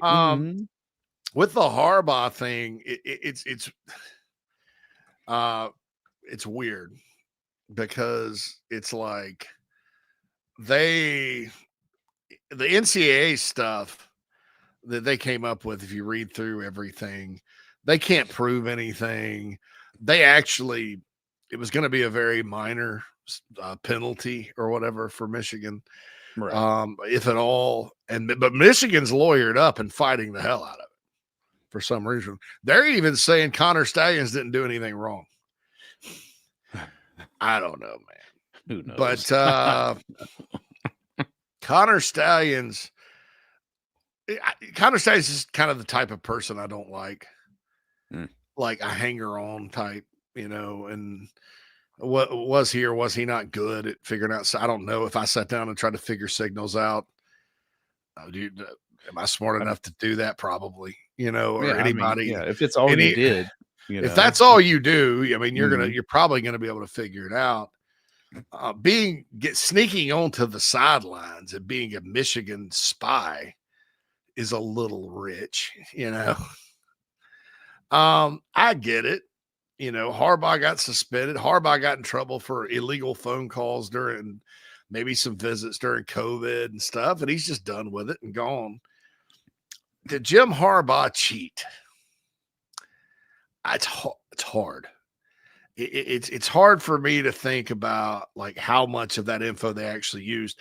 There were some games the year they won the national championship, though, Phil. And keep in mind they have an elite defense where it did seem a little fishy. Yeah, it was. Like, how did they? Now Well, they have the perfect counter for everything this team is doing, right? Yeah. So I don't know. I mean, the sign stealing thing. I mean, the sport kind of fixed it with helmet communication. Now it's like we got a helmet community. I mean, because you don't hear about it, and sign stealing isn't against the rules. Now, scouting in person, game. Right? Yeah. Illegal scouting is. So I just don't know. I mean, who's to say? I mean, this sign stealing in game has always and should always remain perfectly fair. Any in game situation tendencies that you can pick up, they should be exploited. I mean, if you're going to present a weakness to a team like that in tendencies or things of that nature, then you deserve to have that blow up in your face. But if you're putting together a vast criminal conspiracy, this network of shady dealers on sidelines wearing, fancy Ray-Bans and different colored hats, then, man, that's probably not fair. Yeah, I just, I don't know, but I believe it just called him out, Yeah. Oh, you cheated. So, Anyway, got Matt in the chat box mentions the mic'd up with Monty Lee, the baseball team poster will get you fired up for baseball season. Oh, I bet. Mm-hmm. Yeah, I could imagine so. Looking forward to that. For not tipping off or kicking off or what do you call it? Batting off. Nah, that sounds nasty. Batting off, pitching off. I got to make it to the baseball park for the bat off. That's right. I got to pitch one off. First ice. First ice. I love it. Anyway, but yeah, that's neither here nor there. But yeah, and then the Big Ten's got more drama. Michigan. It's funny how the Big Ten schools always have this drama and litigation and everybody's suing everybody. I mean, it's sort of interesting.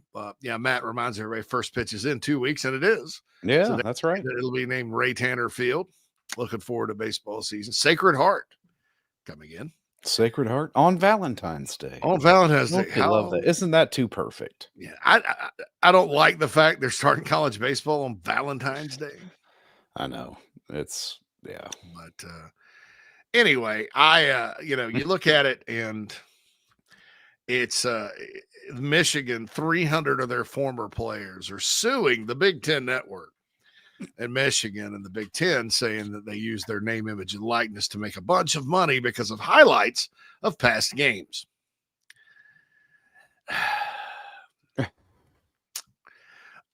It's 343 people in the class action lawsuit, former Michigan athletes. Listen, I'm sorry. I'm sorry. I'm sorry that I'm just sorry that that happened. And I agree, it would have been nice back then to be able to do this. But these are media clips, right? If your picture's in the newspaper, you can't go back and sue the newspaper saying, no, you sold a bunch of newspapers because of my picture. You took one picture of me and used it twice. I just don't think that I don't think that'll fly. But they'll either settle it or some court, some judge somewhere that doesn't like sports is gonna. Oh, yes, they deserve everything.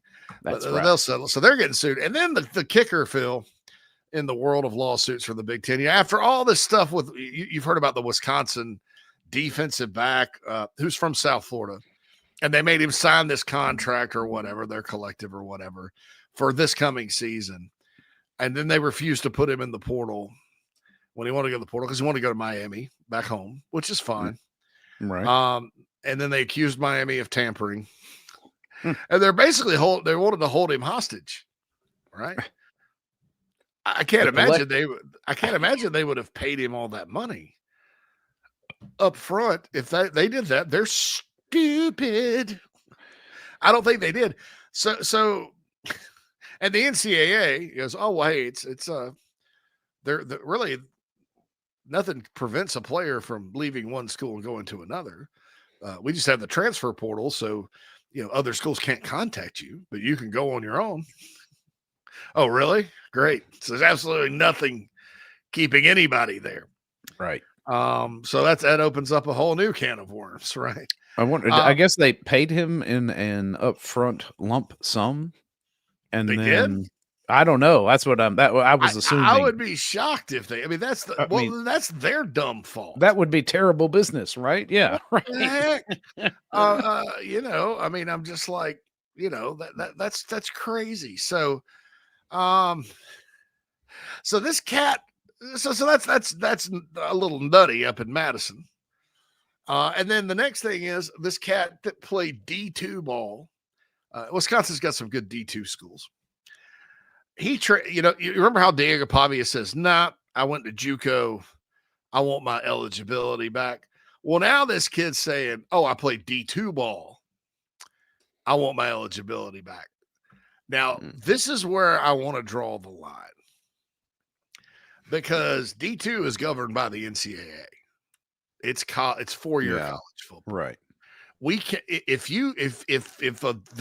whatever judge grants this kid an injunction, then we're trucking down the path towards unlimited eligibility, because, what's the difference? Because you could make this argument, Phil, that like, okay, so who's the biggest brand, or who has the most NIL money? Well, I played 4 years at South Carolina, right, which they don't have the most NIL money. I really can't go pro, but I'm good enough to start anywhere in the country, or I could be a 7th round pick, and that's it. So I'm going to get in the portal. Then I'm going to sue the NCAA and tell them, well, I couldn't earn this much at South Carolina, but I can at Ohio State. So you can't restrict me and we're moving towards unlimited eligibility. At that point, I am implementing I'm pulling the plug on everything. If I'm college football, and I'm saying, you know what? This is really not our problem. This is the NFL's problem. They're the ones restricting opportunity. Their union is the one that agreed to not let players play until they're 3 years out of high school. Right. They're making their own rules. We're not restricting anybody from going pro at all whatsoever. But if you play in college, you're gonna just have a scholarship, some spending money, and we'll let you capitalize on your personal NIL if it's within reason. We're abolishing collectives. We're abolishing pay for play.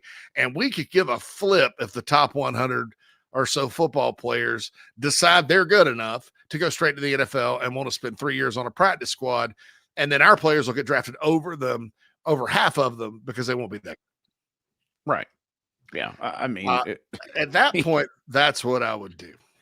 Yeah. You just gotta, enough has to be enough at some point, which I know is hard for this country in a lot of different ways. But you can't start screwing with it. I understand the JUCO situation somewhat, Phil, because that's or NAIA or whatever, because that's technically it's outside of the purview of the NCAA. So you have an organization limiting, right?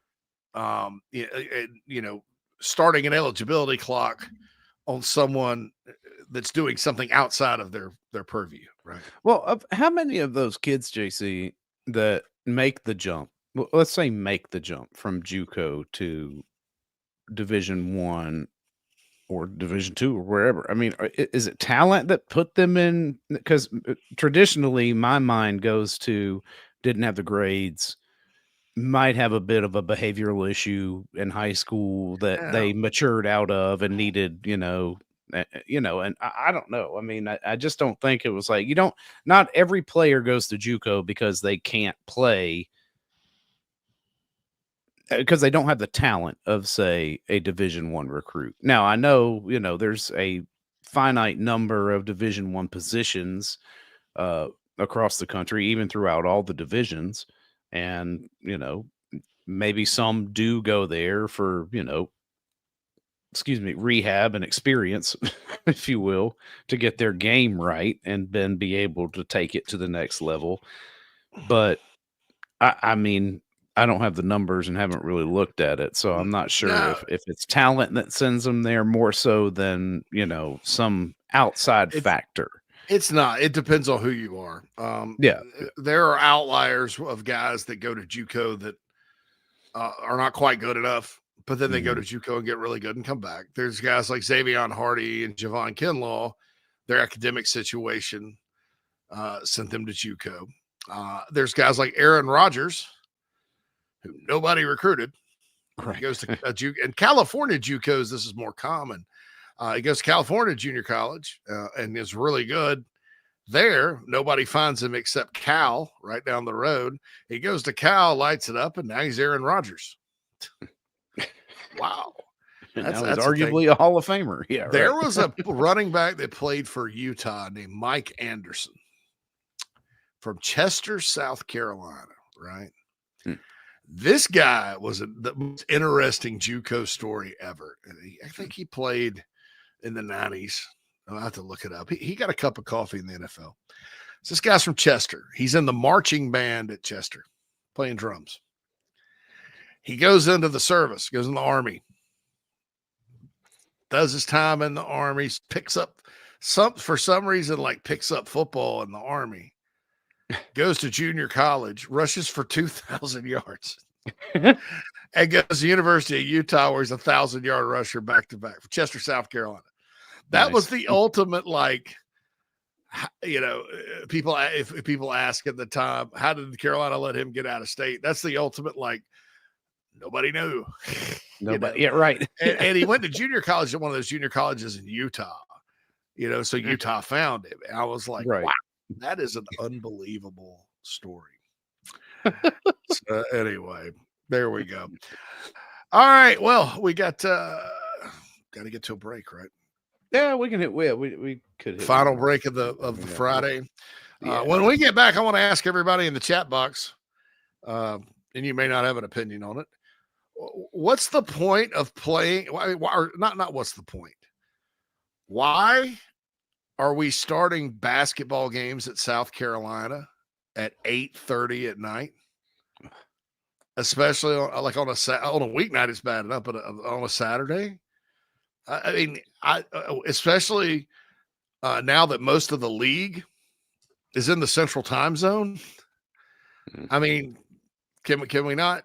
I don't know. I want to know what you guys think about it. Is 8:30 too late to start a college basketball game at night? I mean, even if Carolina were winning and it was like a huge game, would that matter? I don't know. Inside the Gamecocks, the show rolls on to wrap it up right here. Don't forget, we are built by the Barn Co. And don't forget our good friends at Resto Pros of the Midlands. If you need help during a tragedy, help some clean up, all that good stuff. Good people at Resto Pros. Had a chance to meet them before the Missouri football game this past year. Stand-up dudes that will and dudettes that will definitely help you out. Mad Dog and me will be back to wrap it up after this.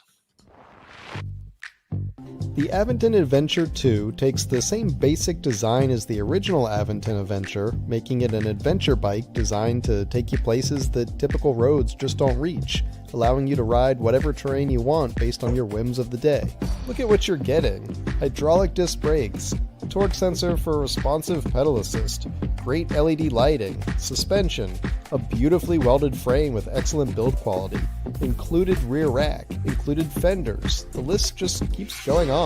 Visit electricbikescharleston.com for more. When you bundle home and auto, good things can happen. You get a local agent who can help you choose the right coverage for you at a price that's right for you. Call State Farm agent Tony Pope today. Hey Gamecock Nation, my name is Kyle, longtime listener of the show and avid golfer. I wanted to take my game to the next level, but let's face it, golf is a hard game to learn on your own. I heard the ad from McKellar Enterprises and reached out to the owner and former Gamecock golfer Meredith Taylor. In just 2 months of working with Meredith, I shot my lowest round ever and I've never felt more confident in my golf game. So if you're looking to take your game to the next level, go to McKellarEnterprises.org and book your lesson today with former Gamecock golfer Meredith Taylor. Go Gamecocks. Think about that old ride of yours. The carpools, the road trips, the heavy hauls, date nights, and the dings and the dents and sticky spills and cracker crumbs, and that smell that really never goes away. Do you really want to start the new year in the same old ride? Or is it time for a fresh start? Now's the time for incredible New Year's savings at Love Chevrolet on the entire lineup of award-winning vehicles. Love has more new Chevys on the lot than any other dealer in the Midlands, in the color, style, features you've been looking for. With New Year's savings and Love's famous low price guarantee, your new ride in 25 will be invigorating, exhilarating, and affordable too.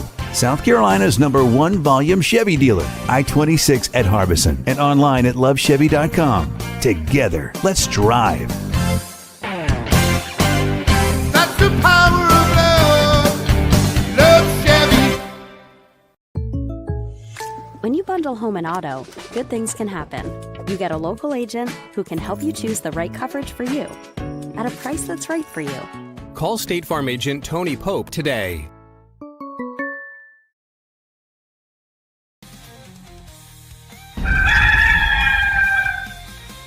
Welcome back, everybody, inside the Gamecocks, the show. JC and Mad Dog in with you. JC's put the question out there for everybody. Is 8:30 too late for a tip-off? A couple things I'll say to that, JC. At least it's not 9, because Cal's return to freaking Kentucky tips off at 9 p.m. Eastern. And I'm pretty sure Lexington is one of the Eastern time zones, too. Yeah, you know what, though? They like it. They don't have a problem. They're a basketball school. Well, that's true. Yeah, they're the only bad. I mean, I don't know. Something about later on a Saturday night isn't as bad as during the week, as far as people having to work and stuff the next day. But yeah, I don't know. Time game just gets a little late, even in the midweek. Listen, we've been talking baseball all morning, so yeah. But even in the weekday game that typically gets played, like the one that comes to mind was it the Florida game that was immediately followed by, I don't know, like a A&M, somebody else, I think Mike called it, or maybe I got my whatever. I was watching a Carolina game that tipped off at about 7:00. The next game came on, and I fell asleep in the middle of it. Yeah. Yeah, and it's just like, oh man. I mean, yeah, I don't know. I thought we were past this. Now that Texas and Oklahoma are in the leagues, because the Eastern time zone schools. I mean, South Carolina, speaking of that, they only played one conference team that was located in the Eastern time zone this past year. That was Kentucky. Yep. Second week. I thought we were past it. Just about every school is in Central except Florida, Carolina, Tennessee, and Kentucky. That's 4. So you would think, Phil. You'd think that, a home game for the, and you look at the TV schedule for Saturday, and you've got one tipping at 8:30, one tipping at 9.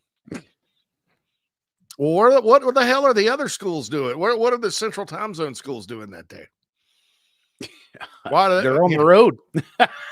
It's ridiculous, man. That's right. They're giving them an advantage, right? Kentucky notwithstanding, obviously, but Texas A&M will directly have an advantage over South Carolina. This will be the latest tip time that South Carolina's had all season, but for Texas A&M, it's same as the regular 7:30. It's normal. Yeah, it's just normal. I'm just not a big fan. Basketball does that, though. I mean, they tipped the national championship game at 9 o'clock on a Monday. Right. Yeah. Every night. So one shining moment comes on. I'm like, I'm one sleepy moment.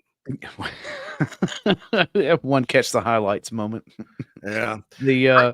What kills me is like you go, they kick off. They tip off at 12, and then there's a game at 2, and then a game at 4, and a game at 6 for SEC Network, and then 8:30.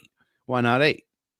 Same thing with ESPN. They start off at noon, 2, 4, and then they go to 6:30, and then 9. I don't know. I'm sure there's some reason, and I don't, look, I think TV's great. I enjoy, as someone that grew up in the 80s in Spartanburg and 90s, and when Carolina was in the Metro Conference as a kid, none of the games were ever on TV. Right. We got the ACC Jefferson Pilot, and then like Channel 21. It was before there was even Fox. Like it wasn't Fox 21. It was just WHNS. Mm-hmm. They picked up the Metro package, so there were a few conference games televised on Saturdays, not all the time. Otherwise, I had to like get my jam box and put the antenna up to try to get the AM station and listen to Bob Fulton call it. So someone that lived through that, I am grateful that we have, most things on TV. I live out of state too. Yeah, right. So it's right. perfect. Mm-hmm. I can see every game. That said, at some point, crap like this, that it's just like, because we said so, you're going to have some pushback, and no more thank you, sir, may I have another. Right. And Josh Pate made a good point about networks, because he was making a point today, and some idiot Ohio State, it's like Buckeye Scoop or something, was accusing CBS and Josh Pate of promoting some agenda by simply pointing out that the NCAA doesn't really have the power to bring down a brand like Michigan, and it was because of the networks.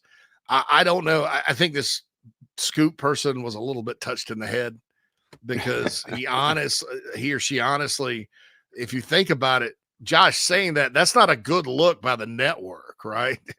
That's not pro CBS. That's saying these guys may have too much power because they're going to tell the NCAA what to do, and a brand like Michigan cannot be touched. It was sad in a way, because I understand brand matters in college football, but I also understand this.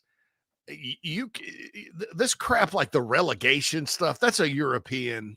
Yeah, that's so stupid. That's a European. That's not an American sports application, right? We're not doing that American sports. It's not American, right? Relegation to say, well, because you struggled this year, you're not going to have a chance. Blah blah blah blah. We're not going to do that, right? Even with the little guys, personally, do I think some years Tulane is better than Wake Forest? Absolutely. But look, it is what it is. And so you already have people out there floating ideas like that, right? You already have people out there, the networks have already screwed up all the conferences because of the money. That's why we had a women's basketball game in the ACC between two ranked teams named North Carolina and California in the ACC last night. But one of them had to travel 3,000 miles. It's just they've done enough damage. Okay. And they're going to ruin their product, the product that they're paying for, if they keep on. And they don't always know best either. I mean, I say it many times. The same people that are like, Real Housewives from New Jersey is a great idea. And it made a lot of money. They're the same people pushing this and tinkering with it. I don't think they know a thing about the sport, or what, or the fans or the culture of college football. That said, so this Buckeye fan again, so Josh retweets this. I watched his video, and he's right about the NCAA, and he's right about the pressure with big brands. Michigan's too big to fail. And he started talking about that. And the reason was because of the networks and all the money that they pay. And so I started thinking, because obviously this Ohio State homer wants Michigan. And I've never realized how much those two schools hate each other. I mean, it's worse than Clemson and South Carolina. In fact, if society ever breaks down, which hopefully it doesn't happen in the next couple hundred years or so, let me and all my kin folks cycle out. If society ever breaks down, I would be willing to bet that Ohio, the militia of the new Republic of Ohio, freaking invades and tries to annex Michigan. Right. Can you imagine that? The Ohio-Michigan War. The Ohio-Michigan War. and then 100 years from then, they're going to write about it in the history books or the history tablets or whatever. There won't be books, paper anymore by then. They'll write about it and be like, and after 600,000 lives were lost in the Ohio-Michigan War, two generals were responding. How did this come about? How did things get this bad? It was about a sport called football, sir. That's right. Two colleges, two places. You mean where students went to school to learn? That's right. Yes, university started a war. Centers of higher education, crazy as it sounds, and enlightenment.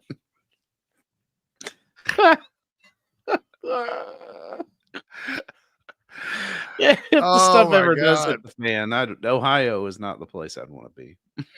No, of course, Ohio is not really a place I want to be ever. Never. So there's that. Remember the Ohio plates at Myrtle Beach, Ohio, in the heart of it all. In the heart of it all. In the heart of what? We're at birthplace of aviation. That's that was North Carolina. I mean, North Carolina's got the first in flight. First in the flight Wright or whatever. Brothers. The Wright brothers. Yeah, no, Ohio tries to claim that. I think it's because maybe the Wright brothers were originally Ohioans, and even though they made the flight down at Kitty Hawk in North Carolina, they try to claim that. I don't know. Ohio's got the biggest little brother energy, I think, of any state. And they're a pretty solid state with a lot of people. They've had presidents. But Yeah. you know, they're not known for anything. I mean, it's kind of an industrial revolution era. A lot of companies are located there. There's Dave Thomas. There's LeBron Right. James. Mm-hmm. There's everybody that moved to Myrtle Beach and that visits Myrtle Beach. They have some good sized cities, dude. They got Toledo, they got Dayton, they got Cincinnati, you got Akron, you got Cleveland. They used to be able to hang their hat on the Columbus. fact that, you know, as Ohio went, so went like the presidency, and they don't have that anymore. Not anymore. They don't even have that anymore. You know, but they've had, but you know, I wondered the same thing when I was driving through it, and on my way to South Carolina, chugging towards the West Virginia line. Yeah. I'm like, how the hell did this place become so popular? What's the appeal? Yeah, no, I Googled it, and the AI thing on Google goes, it's cheap to live there. Yeah. And I'm like, you know, and you look, I mean, they're highly ranked in a lot of things. I mean, they're the fifth highest football. That football's great in Ohio. It's a great football. It's number 5 producing. I mean, just about all the Big Ten and MAC, they pull players from the high school football ranks. It's Georgia's passed it, but that's due in part because Georgia, the growth around Atlanta, you know, there's right. Ohio has cities, but I mean, I have no idea. I just know they hate Michigan, and they are not hearing about anything other than Michigan getting the death penalty. And I think that's so rich because, hey, I kind of thought when the Connor Stallions thing came out, Phil, if they were illegally scouting and sending, you know, illegally putting together playbooks and stealing signs in games, and that's how they were winning, they need to be kicked out of the damn playoff. Right. Right. I mean, because that was a logical course of action. Yeah. I mean, because you can, and I'm not a Jim Harbaugh hater, you know, but I mean, nowadays you can go buy players. There's, you know, under the table money's easier because it's just, you know, it's right there. You can tamper and get guys out of the portal. You can really do some shady stuff that you could never do in 100 years of the sport legally now. Right. And the NCAA, when they try to police anything, even that's common sense, they get sued and lose. But that's all talent acquisition, roster construction. Look, it's fine, talent, roster construction, whatever. But the actual game, like cheating in the game, can we not police that? Can there not be severe for the actual game, right? Right. They still play games. That does matter. If you're cheating in the actual game, should that not count for something? And that was my point then. But since they let it slide and they won the national championship, to hell with it. Just let it go. Let it go. Yeah. I mean, there's nothing you can do. What are you going to do? Vacate it? Vacate it, right? That's so dumb. Oh, that's the stupidest crap. And Michigan's fighting it, but yeah, this Ohio guy was like that. So that brings me back to the point about the networks. And at some point, you're just going to have to, the school presidents, who are the geniuses driving everything, they're just going to have to go, hey, look, we don't want, money's nice, but hey, you know, because at some point, you're not going to need the networks. Right. You're probably not going to get paid the billions like you're getting now, but at some point, schools will have enough technology, talent, the technology will get to the point where they can have in-house televised games, and it's an a la carte. Goes back to the kind of the pay-per-view days.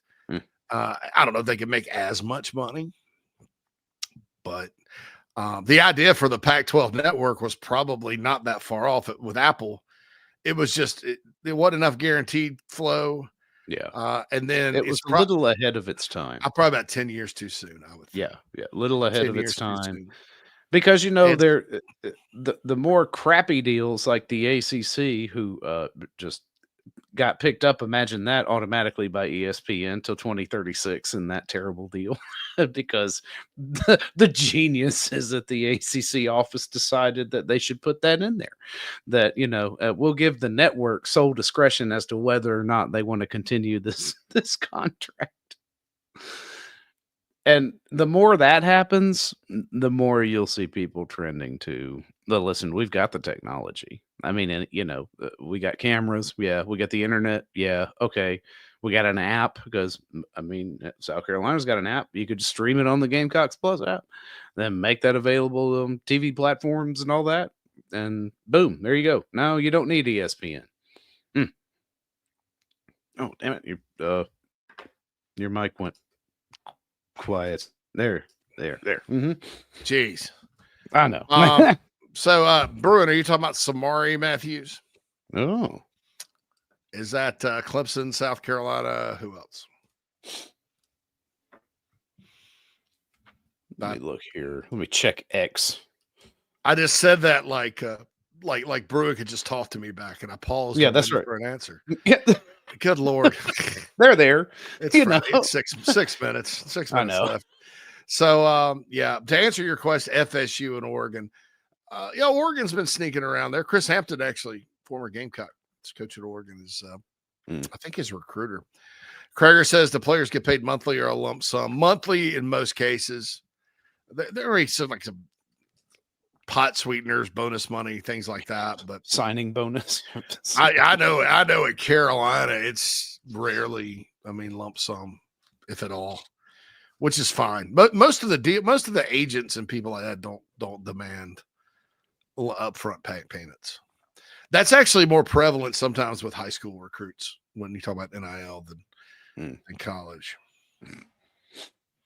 So there you go with that. But anyway, it's one of those things. FSU, Oregon, Clemson, South Carolina. I still think it's a Clemson Carolina battle. Oregon would kind of be maybe my dark horse on that, but Carolina's in pretty good shape there. This but is like 26, right? Yeah, 26. Samari Matthews and Darius Gray, the O lineman from Virginia, are both high-profile guys that Carolina's been up near the top four for a long time. And they're almost sometimes ends up being they're the leader for too long, so it makes you feel uncomfortable. It's like, why haven't they committed? So I'm not uber confident he'll end up as a Gamecock, but I think there's a really good shot there, and I think they've done a good job. But I'm not uber confident about anybody. Like we talked about the 2027 kid committing, Phil, and I'm like, I don't know. All right, so I've had this thought, and this is stolen material.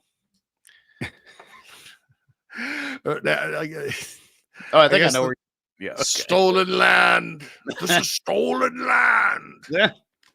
What if Daniel Day-Lewis, and this is not my thought, but what if Daniel Day-Lewis had the same voice as he had in like Gangs of New York or There Will Be Blood in Last of the Mohicans and gave a land acknowledgement speech? You're on stolen land. You're on stolen You're land. You're on stolen land. Right. Isn't that would be great. Stolen land. You're the Last of the Mohicans. I Filmed have a here in look Greenville. for the stroll. Oh, yeah. Mm-hmm. One of the most banger soundtracks ever. Oh, it's movie great. Soundtracks. Yes. Oh, awesome. Actually, that gets me fired up. I used to sit around and listen to it sometimes. So anyway, stolen lands. This is stolen material. J.C. Shurburtt has. Gangs of New York was great. Yeah, I love that. I actually love that movie. So I saw this on Instagram one day. It was like one of those 80s things. It's like, so Guns N' Roses, everybody knows is my favorite band. So let's think about the logic behind Paradise City. So Guns N' Roses, Axl / Izzy Duff, Steven Adler at the time. So the criteria for Paradise for those guys, check it out. Pretty girls. Grass is its normal color. What more could you ask for? Asking for anything more is asking too much. It was a simpler time, Phil. It was a simpler time. Reflective of a much simpler time. After the robotic AI teacher in 200 years from now talks about the Michigan-Ohio War, they're going to be like, I want you to read this. This is a lyric from the 1980s. Listen, look at this Aqua Roses. Yeah. Limit. Look at what makes him happy. The little tiny things in life. Unfortunately, we shot off a bunch of bombs that nobody's seen green grass in 100 years. What would be great if the pop culture record were so spotty, right? That they begin to revere this man and his simplicity like some sort of David Thoreau. Like Marcus, he's like Marcus Aurelius. That's right. He's a great Like philosopher king. Axl Rose, the philosopher king. Live like Axl did. Hey, okay, it's simple, right? As Axl says, don't cry. That's right. Live simply. Don't cry. Right. He's a peaceful man. He needs no civil war. It feeds the rich while it buries the poor.